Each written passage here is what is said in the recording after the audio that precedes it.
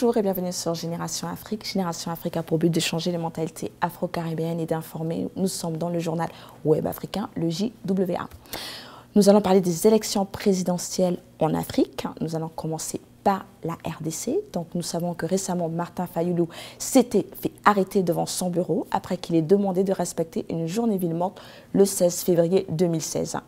L'opposant Vital Kamerhe l'a rejoint à sa sortie pour manifester son soutien et faire face au gouvernement de Kabila. Il demande non au troisième mandat et non à l'arbitrage politique, a ajouté Vital Kamerhe.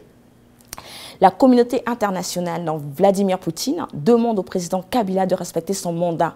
Barack Obama a demandé à une équipe d'experts suite à une arrestation du député Fayulu, précisant qu'il faudrait que le président Kabila respecte son mandat présidentiel afin d'assurer la sécurité des civils.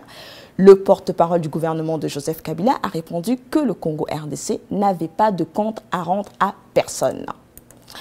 La communauté toujours internationale dans son ensemble fait un bloc pour la tenue en l'année 2016 des élections présidentielles. Il demande le respect du délai constitutionnel des élections présidentielles, à savoir en décembre 2016.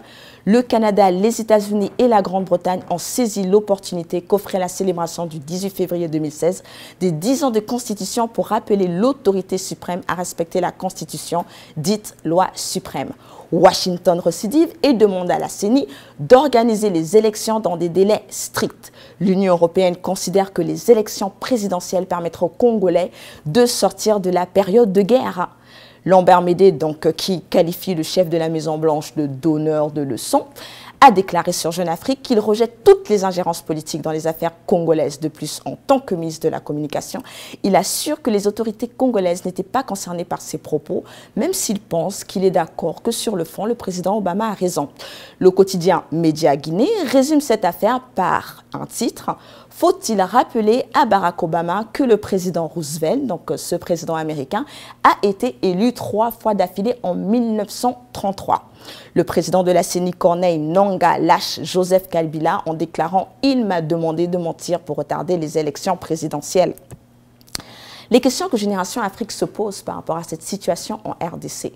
Pourquoi la communauté internationale se sent-elle concernée par les élections présidentielles en RDC?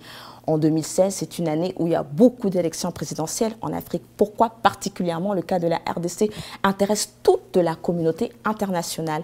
Pourquoi sont-ils convaincus que le départ de Kabila entraînerait une paix en RDC? Pour répondre à ces questions, nous nous sommes intéressés à une observation de notre économiste Linga Kenjou sur les rapports d'ITI en 2015.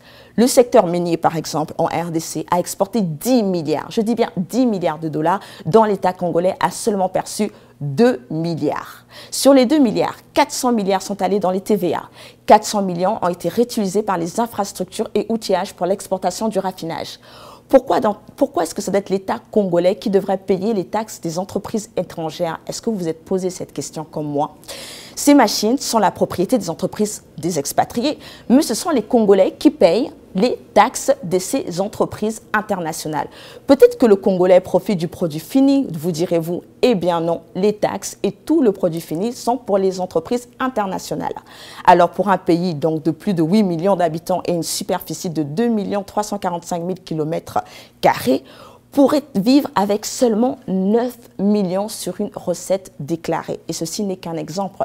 Les chiffres de l'ITI ne sont qu'un exemple parmi tant d'autres. Ils révèlent l'exploitation de la communauté internationale en RDC et on pourrait tout simplement comprendre pourquoi la RDC est un pays qui est autant attaqué.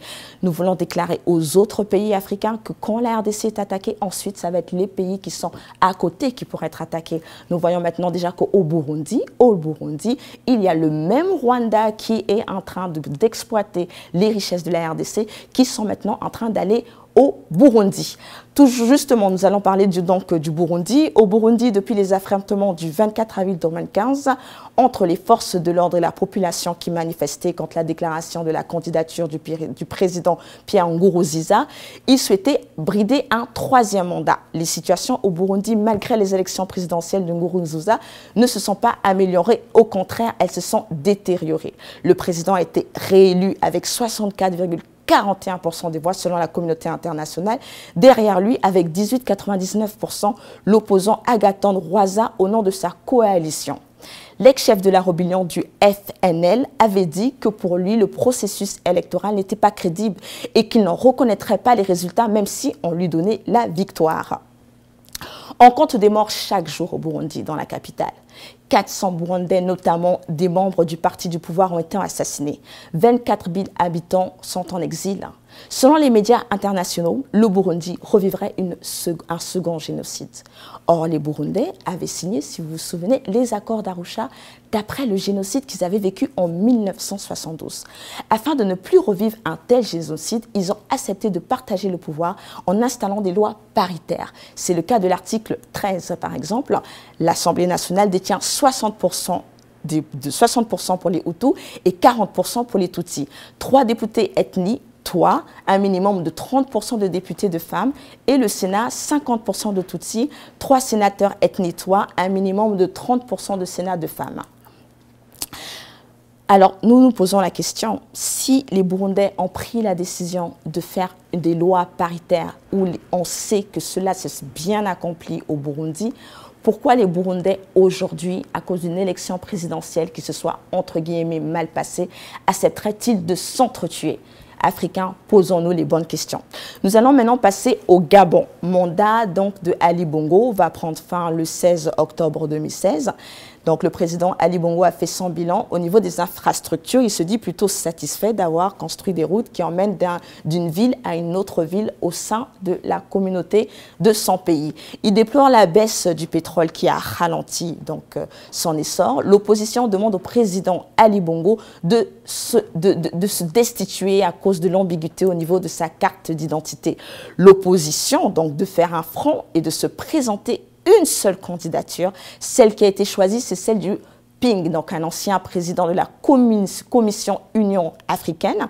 Certains contestent sa candidature. Sur 27 partis et personnalités du front, seuls 16 y étaient présents et ont voté la candidature de Ping. Ping se dit avisé. Il attend à avoir une candidature fictive de la part du gouvernement.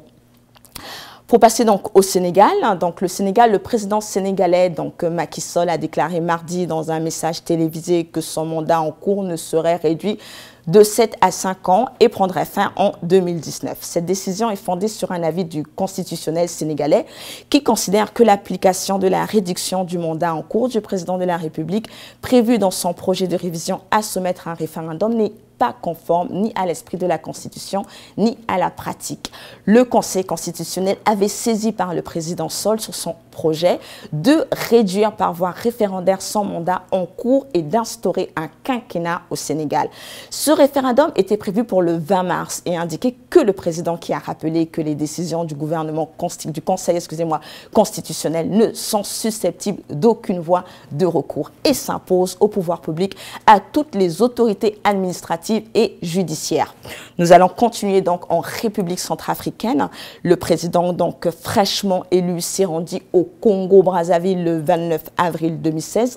On constate un nombre assez impressionnant de défilés de chefs d'État ou d'autorités juridiques qui se sont rendus au Congo-Brazzaville en 2015. Mais nous en parlera tout à l'heure au Congo-Brazzaville.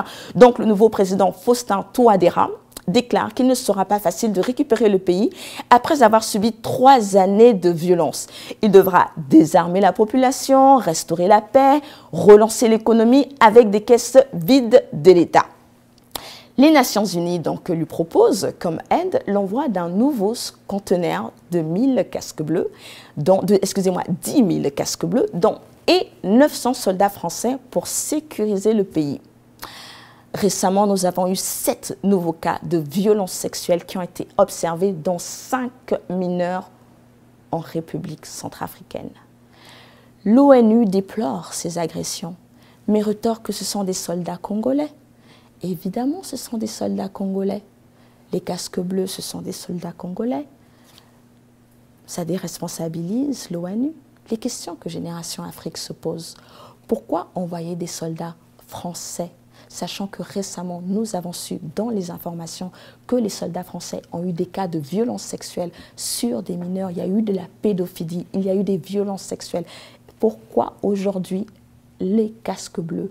pourquoi aujourd'hui l'ONU renvoie encore des soldats français dans ce même pays, sur le sol de la RCA, malgré tous les actes de violence qui ont été commis. Pourquoi envoyer des casques bleus au pire moment? L'arrivée des casques bleus aura apporté de la prostitution pour des bouchées de pain au sein de la population mineure, mais aussi des femmes adultes qui se prostituent aujourd'hui pour vivre en RDC. La situation de la RCA est en train de se dégrader.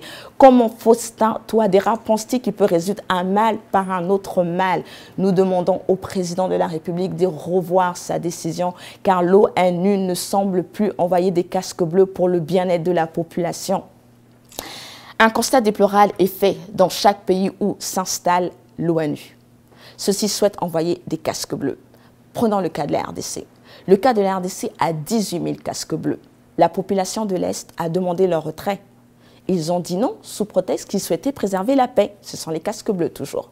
Comment peut-on préserver la paix quand les casques bleus se retrouvent eux-mêmes complices de ce qu'ils contribuent à déstabiliser un pays par le ravitaillement militaire, mais aussi alimentaire, donc des occupants? Pouvez-vous répondre à cette question? Un convoi de 3 véhicules de l'opération des Nations Unies en Côte d'Ivoire, transportant 22 casques bleus, a été attaqué dans le quartier populaire de Youpongo en ouest, alors que l'expression de la population disait non. L'ex-président, donc Laurent Gbagbo, exigeait le départ de l'UNSI, qu'il accusait de soutenir Alassane Ouattara à la rébellion. Question: qui est au pouvoir aujourd'hui? Qui est au pouvoir? Eh bien oui, c'est Alassane Ouattara qui est au pouvoir. Donc Laurent Gbagbo avait-il raison de se plaindre que chaque fois que l'ONU soutient un dirigeant ou soutient un rebelle ou même une milice, bizarrement, on se rend compte que cette milice ou cet homme qui a été soutenu par l'ONU détient le pouvoir. La réponse de l'ONU face à la requête de Laurent Gbagbo. L'ONUCI condamne vigoureusement cette attaque, dit-elle, et réitère la détermination à poursuivre son travail au service du peuple ivoirien. En gros, l'ONU s'en fiche royalement que le peuple ivoirien ne voulait plus avoir l'ONU au sein de sa population sur son sol. Pourquoi l'ONU envoie de moins en moins de casques bleus issus des pays occidentaux? Est-ce que vous vous êtes posé la question? Nous parlons tantôt des casques bleus qui venaient du Congo. Pourquoi envoie-t-il des soldats qui viennent toujours des pays pauvres? À cela ajoute un salaire moins compétitifs que leurs confrères qui sont occidentaux. On se rend compte que souvent ces soldats viennent soit du Maroc, en RCA, aux Congolais, ils peuvent en venir du Congo, ils peuvent venir aussi du Bangladesh et des pays d'Asie. La question que l'on se pose, pourquoi décide-t-il d'envoyer des Noirs pour tuer d'autres Noirs, sachant que par exemple le Congo de la RDC, ce sont des soldats qui viennent eux-mêmes d'un pays complètement instable, rempli de violence. Que vont-ils apporter dans un pays? Vraiment la paix? L'ONU ne se gêne plus de faire des économies sur la pauvreté des paysans recrues, déstabilisant la politique de ceux-ci. Nous allons maintenant passer au Congo-Brazzaville. Selon Mediapart, Sassou Nguesso aurait décidé de reporter unilatéralement l'élection présidentielle, prévue le 20 mars 2016, en invoquant des problèmes dans la gouvernance électorale. L'Union européenne n'enverra pas d'observateurs au Congo-Brazzaville. Elle met en doute la qualité du scrutin. Selon cette organisation, la Commission électorale nationale indépendante, donc que la CENI, n'est pas indépendante, car son président a été nommé par le chef de l'État. L'Union européenne estime également que la réforme de la loi électorale du 23 janvier ne permettra pas d'assurer le caractère démocratique, inclusif et transparent de la présidence. Deuxième raison, avancée par l'Union européenne, la qualité du fichier. La qualité du fichier électoral est insuffisante et risque d'affecter la crédibilité du vote. Une source invoque un gonflement du fichier dans certaines régions. Nous avons constaté des écarts importants entre le nombre d'inscrits et la liste et les chiffres de la population en âge de voter. Un extrait du recensement de 2007.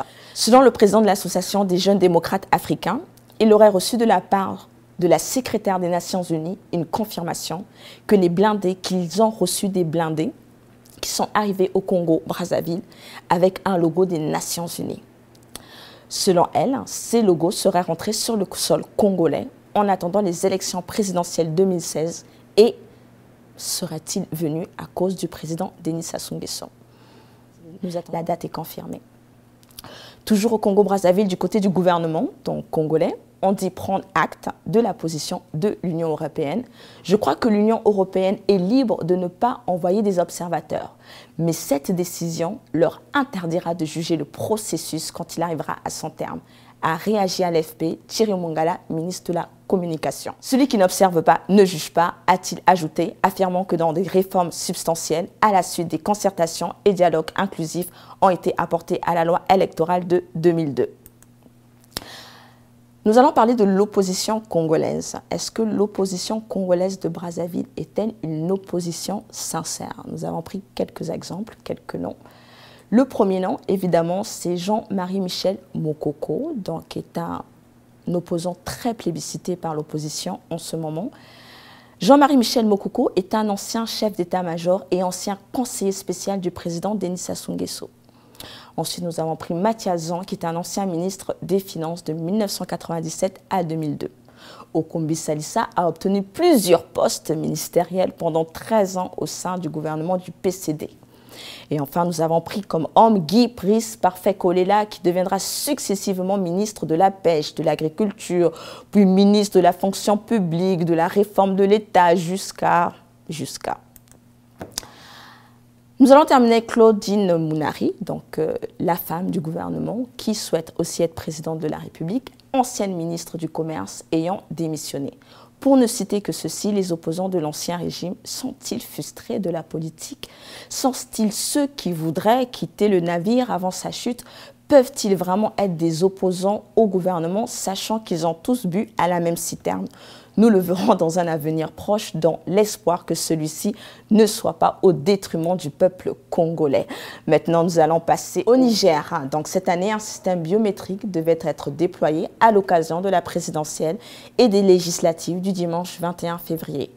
Mais il ne fut pas opérationnel dans les temps. Pourtant, le Nigeria, pays voisin, 10 fois plus peuplé, avec 180 millions d'habitants, l'avait mis en place avec succès l'an dernier. Les autorités nigériennes ont donc eu recours à une vieille tradition, le vote par témoignage. Une personne sans papier peut voter si son identité est reconnue par 2 témoins. Face à Mahamadou Issoufou, 4 candidats étaient en lice, dont 2 anciens premiers ministres, Seyni Oumarou et Ama Amadou. Ce dernier, emprisonné depuis novembre 2015, attend son jugement dans une affaire de trafic de bébés. Une cabale politique selon le détenu, une affaire de droit commun selon le pouvoir. Quelques 7,5 millions de Nigériens étaient appelés à choisir entre 15 candidats pour présider ce pays de 18 millions d'habitants parmi les plus pauvres du monde. Vivant sous la menace des groupes djihadistes et sahéliens et des islamiques nigérians de Boko Haram, surnommé le Lion, le président Issoufou a prédit une victoire par un coup KO dès le premier tour face à une opposition divisée qui a promis de s'unir au second tour. Que son coup KO échoue, c'est déjà une victoire pour nous et un échec pour lui, parce qu'il en avait fait un point d'honneur, a-t-il assuré, promettant que l'opposition serait victorieuse au second tour. Tout s'est très bien passé au niveau sécuritaire, a précisé la mi-journée à l'AFP, le ministre de l'Intérieur, Assoumou Assoudou. Il s'est aussi montré très confiant, balayant les accusations de la fraude. À la décharge du président Issoufou, le contexte régional a bien changé depuis 2011. Le chaos libyen au nord, la crise malienne à l'ouest et l'extension inquiétante de Boko Haram au sud-ouest constituent autant de menaces fragilisant la stabilité du pays. Face à cela, le régime a progressivement mis au second plan son programme de la Renaissance pour privilégier les aspects sécuritaires. Encouragé en cela par ses partenaires occidentaux, le budget de la défense a fortement progressé alors que ceux des secteurs sociaux n'ont pas connu le même envol. À ce bilan mitigé s'ajoute une détérioration de la situation politique interne. Depuis 2 ans, le régime s'enferme progressivement dans une longue dérive autoritaire. Il a d'abord consacré beaucoup d'énergie à affaiblir les partis d'opposition en suscitant des scissions. Les derniers mois, il a ensuite multiplié harcèlement et arrestations, même temporaires, à l'égard des oppositions, des journalistes, des militants de la société civile. Économie. Donc la Grande-Bretagne sortie de l'Union européenne, le Brexit, British Exit. Référendum sera le 23 juin 2017 pour voir si les Anglais sont favorable ou non à la sortie de la Grande-Bretagne vis-à-vis de l'Union européenne. Le ministère des Affaires étrangères français, Laurent Fabius, souhaitait que la Grande-Bretagne reste dans l'Union européenne. Les raisons avancées, réduire l'immigration, adopter le système financier des soucoupes.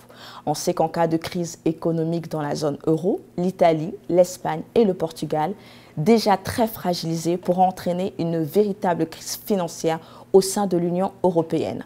On se souvient lors de la crise grecque comment le président Barack Obama avait d'appeler d'urgence Angela Merkel et la France pour leur demander de rester au plus vite, de régler au plus vite cette affaire, de peur qu'il y ait des retombées aussi sur son pays, évidemment les États-Unis. La Grande-Bretagne, au pire moment de l'économie européenne, s'intéresse à nouveau au plan financier islamique appelé soucoupe. Suivant donc un extrait audio des soucoupes. Depuis des années, on parle de créer des obligations islamiques, des soukouks en dehors du monde islamique, mais ça ne s'est jamais vraiment produit. Changer cette situation, c'est une question de pragmatisme et de volonté politique. Et ici, en Grande-Bretagne, nous avons les deux. Ce gouvernement veut que la Grande-Bretagne devienne le premier État souverain en dehors du monde islamique à émettre un emprunt islamique. Nous allons continuer vis-à-vis des soucoupes, donc ces emprunts islamiques, avec la France. Donc pendant la France, lors de son poste ministériel, Christine Lagarde a souhaité déjà protéger la France des intérêts excessifs dus à la finance occidentale telle qu'elle fut appliquée jusqu'à ce jour. Ceci ne l'a pas empêché quelques années plus tard, en tant que président du FMI, d'offrir encore à la Grèce un endettement pour un taux de destruction pour la souveraineté. Encore écoutons un extrait où on voit Christine Lagarde en train d'appeler le peuple français à aussi s'intéresser aux soucoupes. Évidemment, vous convaincre non seulement de cette extraordinaire détermination à convaincre et de notre bonne volonté pour engager ce combat-là, qui nous paraît déterminant, mais ce serait mentir que de vous dire que je ne suis là que pour cela. Je souhaite évidemment vous convaincre de ce que Londres n'est pas le seul point de passage obligé de la finance islamique, quelque respect que l'on ait pour cette grande place, mais que Paris est aussi une grande place financière et qu'en matière de finance islamique, nous sommes très désireux d'accueillir ceux d'entre vous ou ceux d'entre vos clients qui souhaiteriez une alternative. Avant de passer au droit, nous voulons donc nous interroger pourquoi ce soudain intérêt du peuple occidental. En Côte d'Ivoire, le président Ouattara a déclaré qu'il n'enverrait plus d'Ivoiriens à la CPI. Pascal Turlan, conseiller à la coopérative du bureau du procureur, a répondu « Il y a d'autres personnes qui auraient commis des crimes qui se trouvent dans le clan de Ouattara. Nous enquêterons, a-t-il déclaré à Abidjan, comme dans d'autres parties du pays, et lorsque nous aurons les preuves et les témoignages seront suffisants pour les arrêter. Nous demanderons à la Chambre d'émettre des nouveaux mandats pour d'autres personnes. En RDC, le verdict dans le procès de Jean-Pierre Bemba à la CPI sera délivré le 31 mars, le 31 mars. Le 31 mars, l'audience sera retransmise en direct sur le site internet de la CPI. Le verdict sera lu en public et peut-être qu'il sera acquitté ou condamné, a annoncé en communauté rendu public mardi par la CPI. La Chambre de première instance 3 tranchera en effet sur la culpabilité ou non de Jean-Pierre Bemba. Si ce dernier est acquitté, le verdict s'arrêtera, mais s'il est reconnu coupable, une nouvelle audience sera convoquée. Le bras de fer entre la Côte d'Ivoire et le Burkina Faso, donc le président Ouattara offre une nationalité ivoirienne que lui-même a acquise à son confrère, l'ex-président du Burkina Faso, donc Blaise Compaoré. Souhaite-t-il aider celui-ci à échapper à la justice du Burkina Faso dans lequel il est impliqué dans le meurtre du défunt président Thomas Sankara, le bien-aimé président Thomas Sankara, le bien-aimé du peuple burkinabé? La décision d'Alassane Ouattara sera diffusée dans les médias ivoiriens le 22 février, donc a fait écho à cette déclaration le 15 janvier 2016. Comme la France, la Côte d'Ivoire n'extracte pas ses nationaux.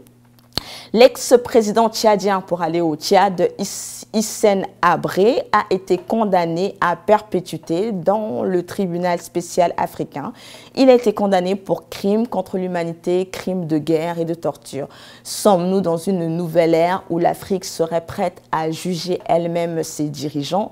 Cette Cour pénale de justice pourrait-elle remplacer la CPI? Ce procès inédit, le premier au monde dans lequel un ancien chef d'État est traduit devant une juridiction d'un autre pays pour violation présumée des droits de l'homme. Nous allons un peu nous intéresser maintenant au cas des Afro-Américains. Nous avons vu beaucoup de cas, notamment le cas de Beyoncé, et beaucoup de cas où nous savons que les Afro-Américains sont très attaqués depuis que le président Obama est devenu président de la République. Donc nous avons essayé de faire une étude pour voir qu'est-ce qui se passe. Une victoire pour les Afro-Américains. Récemment, le policier Peter Lyons, qui a 28 ans, qui avait tué par balle Akai Gurley, a été reconnu coupable et encouru une peine de 15 ans d'emprisonnement. En effet, quand on se souvient de l'affaire de la famille Rice, le 22 novembre 2014, Tamir Rice, 12 ans, est tué à 2 balles dans l'abdomen par un officier de police de Cleveland. Le jeune garçon brandissait un pistolet à air comprimé. La scène a été filmée par une caméra de surveillance. Le policier ouvre le feu dès son arrivée. L'affaire a ému tout le pays, toute l'Amérique. Un an après, les faits, les 2 policiers impliqués n'ont pas été poursuivis.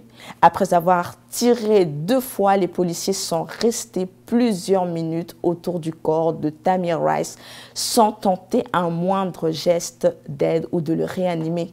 Il mourra donc des suites de ses blessures dans l'ambulance qui l'emmenait à l'hôpital. La semaine du 11 novembre 2016, donc récemment, la famille de la victime se voit demander de payer la facture de l'ambulance. Le 4 novembre 2008, Barack Obama est élu président de la République. Nous nous rendons compte que cette situation qui est arrivée à la famille Rice est une situation qui est assez courante aux États-Unis. La question que nous nous posons, c'est pourquoi, maintenant que Barack Obama est devenu président de la République, pourquoi les Afro-Américains sont-ils autant attaqués? Même les Blancs américains commencent à se poser des questions. Même les Européens commencent à se poser des questions. Nous disions donc que le 4 novembre 2008, Barack Obama est devenu président de la République. Il a été élu à la Maison-Blanche et devient premier noir à accéder à la Maison-Blanche. Cette élection est un symbole très puissant, laissant entrevoir le début d'une nouvelle ère pour la minorité afro-américaine. Et pourtant, lors de son passage sur la chaîne BET, une chaîne exclusivement africaine, Barack Obama se confie que le racisme prendrait du temps à changer, mais qu'il était plutôt discret sur ses affaires parce qu'il se voyait plutôt juste comme un président des Américains et non pas un président des Noirs, juste un président des Noirs et souvent un président des Américains. Une analyse publiée en 2011 par la Réserve fédérale américaine qui s'appuie sur les données de l'Economy Policy Institute révèle notamment qu'en 2004, le revenu médian moyen d'un ménage blanc a atteint 134 280 $, soit près de 107 000 €, quant à celui d'un ménage noir plafonne à 13 450 $, soit un peu plus de 10 500 €. 5 ans plus tard, alors que Barack Obama a pris la tête des États-Unis, la situation s'est empirée à un point inimaginable. Tandis que le revenu médian moyen des foyers blancs a chuté de 24% à 97 160 $, soit 77 000 environ euros, celui des Noirs a dégringolé de 80%. La fracture entre le vote des Blancs et la minorité s'est encore accentuée entre 2008 et 2012. Barack Obama ne recueille plus que 39% des voix chez les Blancs contre 43% en 2008. Dans le même temps, il creuse l'écart entre les Hispaniques de 71 et 27 contre 67-30 en 2008. Chez les Afro-Américains, Obama reste plébiscité. 93% des suffrages contre 96 en 2008. Mais il enregistre surtout une forte percée chez les Asiatiques avec 73% des voix, soit 10 points de plus que sa première élection. Pourquoi aujourd'hui Barack Obama ne veut-il pas assumer qu'il est aussi le président des Noirs? Car ce sont les Noirs qui l'ont voté. Nous avons vu tout à l'heure que c'est plus de 90% des Noirs qui ont voté Barack Obama. D'ailleurs, il a été élu en majorité par les Noirs. Pourquoi le président Barack Obama, qui est à la tête suprême des nations, des États-Unis, se sent-il encore limité? Est-il un noir des champs, comme à l'époque, ou un noir de la maison? Nous souhaitons, pour le peuple noir américain, que le passage de Barack Obama au poste président des États-Unis ne soit pas un poste fictif, où les racistes blancs puissent encore montrer qu'ils sont supérieurs, même si le président des États-Unis est Barack Obama, un noir, Barack Obama qui est issu de l'Afrique. Nous demandons au président Barack Obama de se lever pour ses frères noirs. Nous terminerons avec un proverbe africain de Ahmed Sékou Touré. Il n'y a pas de dignité sans liberté. Nous préférons la liberté dans la provoquer à la richesse dans l'esclavage. Ahmed Sékou Touré. Merci, c'était votre JWA Génération Afrique. Vous pouvez le retrouver sur votre site web www.generationafrique.info. Merci, au revoir.